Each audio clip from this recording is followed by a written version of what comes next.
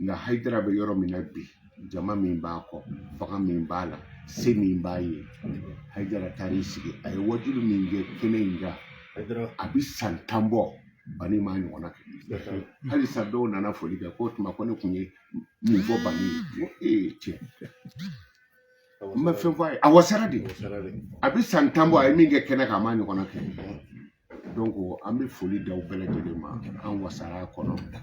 sigida kɔni bɛ ka min fɔ o de kɛlen sa an ka to ala kɔ k'an ka segin a kan tuguni n yɛrɛ tun bɛ n'o ɲininkali de kɛ n'a ma ɲɛ fɔlɔ kɛra a kɛra wasa a kɛra nisɔndiya ye laɲiniw bɛ fan bɛɛ lajɛlen fɛ o kumana an b'an sigi n'a ye k'a fɔ nin kɔni nin bɛna kɛ laada de ye wa san o san nin bɛ kɛ yan ni ala sɔnna san o san a bɛ kɛ an bɛ dugawu kɛ an karamɔgɔ hali bi ala k'a si diya ni kɛnɛya di an na an bɛ k'a fɔ cogo min na bɛɛ bɛ k'a fɔ ten sigida musokɔrɔbaw yɛrɛ de ye nin ci ka na o nana ci fɔ yen sisan n kan ka to ala ma ni ala sɔnna sigi bɛ k'a kan o janya fara o surunya kan kumana an b'o foli di bɛɛ ma ka foli di jamana ɲɛmɔgɔw ma o ni ce o ni baraji baara kɛcogo ɲɛna an wasara kojugu ayiwa hali bi an ni Seko bɛ ɲɔgɔn na Seko Konate Fayida karamɔgɔ i bɔra ka jaabi min di n y'a dɔn yanni kɛnɛ in kun ka sigi yɛrɛ i ye laɲini caman kɛ sabu i yɛrɛ kun degunnen don kosɛbɛ i ye jateminɛ dɔw kɛ jamana kɔnɔdenw bɛ ka waleya minnu kɛ n'o bɛ wele nanzarakan na coupe coller ni kumana dɔrɔn u bɛ dɔ tigɛ ka dɔ nɔrɔ o yɛrɛ kɛn bɛ sababu ye ka mɔgɔw yɛrɛ lafili maa caman bɛ yen minnu tɛ tiɲɛ ni nkalon dɔn ka bɔ ɲɔgɔn na donc vraiment i ka kɛnɛ in sigira kɛnɛ in kɔnɔna na maa caman y'i ka tuma la komi sigi kun ye fɛn wɛrɛw ye laɲiniw ka ca don na nataw la an bɛna sigi ka baro kɛ o fana kan Usaza an y'a ye k'a fɔ labɛnw fana bɛ ka sabati min bɛ ziyara ko fɔ ziyara belebelew kan ka kɛ tuna laadalako la ziyara in tun bɛ kɛ ka bɛn waati min ma a b'i n'a fɔ fasoden ɲumanya don wa tari a hakilina jumɛn de nana n'a ye ziyara in kɔni pusera ka bɔ a dɔgɔkɔrɔ ka bila waati wɛrɛ la an bɛ fɛ k'o hakilinaw dɔn ziyara in yɛrɛ kun labɛn don jumɛn ye a pusera ka bila don jumɛn wɛrɛ la alhamdulillah an bɛ yafa ɲini Bali ma fɛ fɔlɔ n'o ye n bamuso ye tuna ziyara ni ziyara caman ma kan ci kelen ye n filɛ ka nin min fɔ ni n kali ala la ni kalo don ala kana ɲɛ da ala kira kan ziyara o ziyara kabako sugu dɔ de b'i da an ka quartier mairie Madame Traoré Fatumata Traoré surɔ a bɔra n fɛ yan n ba ye sogo dɔ de da la ziyara in kan n ko a ma n k'o ye san o san ye parce que ni ziyara yɛrɛ mɛnna n'a dati tɛmɛna furu yɛrɛ de bɛna ɲininkali kɛ ko tuma ko ziyara tɛ kɛ ɲinɛ wa bilahi tallahi n yɛrɛ ba de nana ka na ɲɛfɔ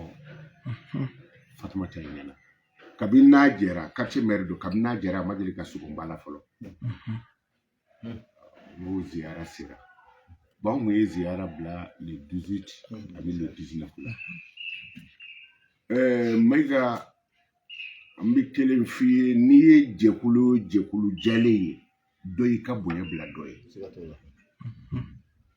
e ye dutigi ye Leku dutigi don Ba Konate dutigi don Musa dutigi don n'aw bɛ don mobili kɔnɔ aw dɔrɔ kelen ka mobili kɔnɔ k'a bɛ na ne fɛ yan dutigi tɔw t'u ka dutigiya bila ka tugu chauffeur-kɛ kɔ wa mais n'a bɛɛ ko a b'a gulo vala la ɲɔgɔn fɛ a tɔ taa yɔrɔ sɔrɔ koyi kumana foyi t'i ɲɛ fo dɔ k'i ka bonya bila dɔ ye an ye dati jan ta an hakili ɲinana n'an kun bɔra yan le 18 le 19 kun bɛ bɛn ziyara ma bon ni ziyara kɛra o dugujɛ ye le 20 janvier ne yɛrɛ bɛ deli ka discours k'a la n bɛ sɔrɔsi finiw ni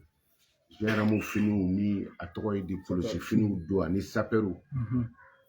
ko dɔw ye n wele ko marshal voilà n ka amerikɛka dɔ bɛ yen ko n kɛra marshal ye donc an yɛrɛ bɛ jamanadenw ladi o la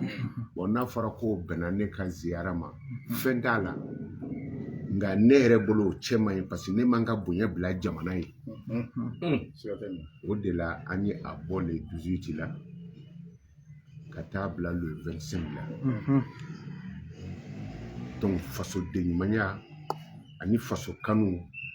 ani finitigiw bi u ka ko la ni yɛrɛ b'a ka ko la o man ɲi non ne n ta wuli o de kama ala sababu bonya b'a la ayiwa n'a ma ɲɛ ko a wulila ni ma fili a bilala kalo tile 25 de la le 25 janvier ka a kuncɛ le 26 la 25 ani 26 yalima ziyara in a kun yɛrɛ ye jumɛn ye fɔlɔ en même temps an bɛ se k'an sigi ni mun ye ziyara in kɔnɔna na ziyara ye arabukan de don a tubabukan ye visite a bamanankan ye ka taa bɔ i ɲɛ mais ne delila k'o fɔ aw ye kodɔn ani langue kelen tɛ nin bɛ se ka kuma arabukan na kosɛbɛ o n'a bɛ diinɛ dɔn non langue ye langue de ye ziyara la n'o ye ka taa bɔ su ye dɔw b'a fɔ k'a man ɲi mais ni an y'a lajɛ an bɛ ɲininkali kɛ kira ba fatura yɔrɔ jumɛn alakira ba de ko a ma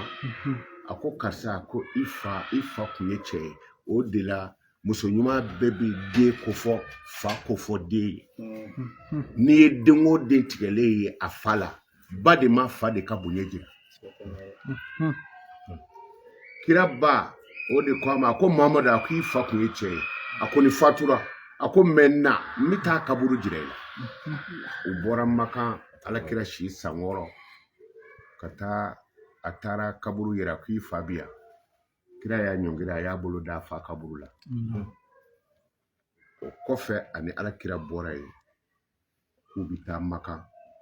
Makan ni Madina cɛ Abu Aw kɔdingɛ na kunkolodimi ye alakira ba minɛ kungo kolo kɔnɔ ye kira ba fatura ye kungo kɔnɔ kuma a bɔtɔ ziyara yɔrɔ la kira ba fatura ye n'an ko an bɛ don ye an mago bɛ min na an t'o sɔrɔ sinon mɔgɔ min ye alakira ta o don ka bɔ kungo kolo la waraw ni saw cɛ la o ye africain ye a bɔra Ethiopie n bɛna farafinya ɲɛf'aw ye o bamanan don dɔ an bɛ sigi farafinya ye min ye farafin de ye fɔlɔ ye fɛn bɛɛ naturel original o de ye finman ye peinture de bɛ se k'a yɛlɛma n'an donna ye an mago bɛ min na an t'o sɔrɔ nga Ethiopienne de kira bɔ ye